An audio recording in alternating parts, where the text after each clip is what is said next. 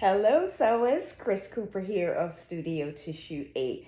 So today I am taking this wedding gown apart and I'm going to make a christening gown for my client's newborn daughter. So I'm very excited, and I haven't done one probably in about a year or so, or at least since the pandemic. So I'm excited to get back into it.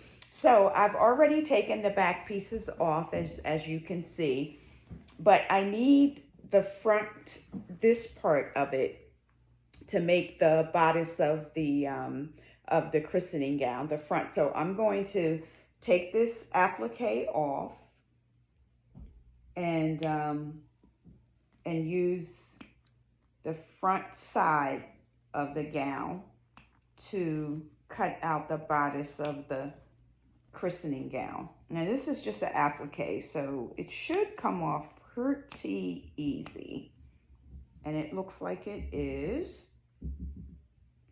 So once I get this off, I will use the bodice of the gown to cut the bodice of the dress. Now, I've always liked to figure out what it is that I'm doing before I do it. Normally I do, but for this particular project, I'm just trying to, well, not trying to, but I am basically winging it until I get the bodice done the way that is gonna look really good. So I think my thought process was to have the front of the bodice go off to an angle, just like the dress, because when my client asked me to do this, her thought was that she would have a mini version of her wedding gown. So I will try to follow the design as much as I can. You got to remember, this gown, christening gown, is for a newborn baby, so it's considerably smaller. So while I may not be able to get all of the design elements in it, I'm going to try to come pretty close. Just getting the extra thread out here. That's my pet peeve. I hate little pieces of thread. So I try to get them out. Other sewers have other pet peeves, I'm sure. So this is not the first time you will be hearing this, and you probably have some of your own. But yeah, got to get some of this off so I can see. So my thought process was, here's the bodice piece, was kind of to angle it kind of this way so it will have the feel. I wanted to get the smaller pleats over here and these pleats over here, which I think will work. I think that will work. I think that's going to be my design. So I'm going to pin this on, and then I'm going to cut it. So I'll just put a couple pins to anchor it on there. It doesn't have to be perfect at this stage of the game, but just enough so I can cut it.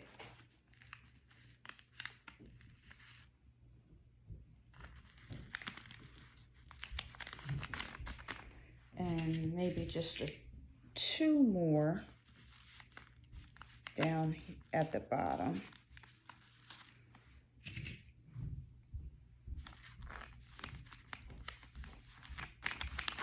And looks pretty straight to me, but if it isn't, I can certainly go back and make it straight, make it straighter. So I'm just going to cut.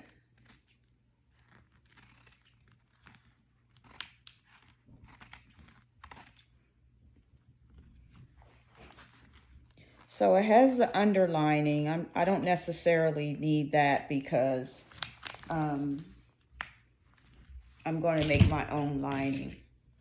But I'm going to use as much of the fabric from the gown to make the christening gown. So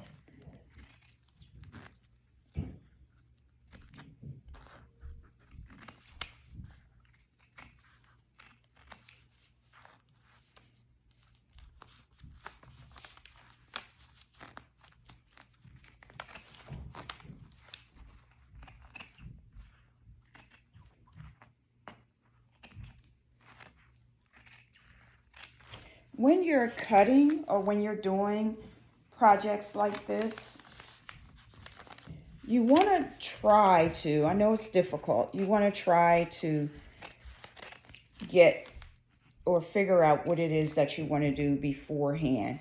It's a little easier if you just have fabric, but when you have a gown that you're cutting from or a garment that you're cutting from, then you sometimes you're winging it. So that is the front.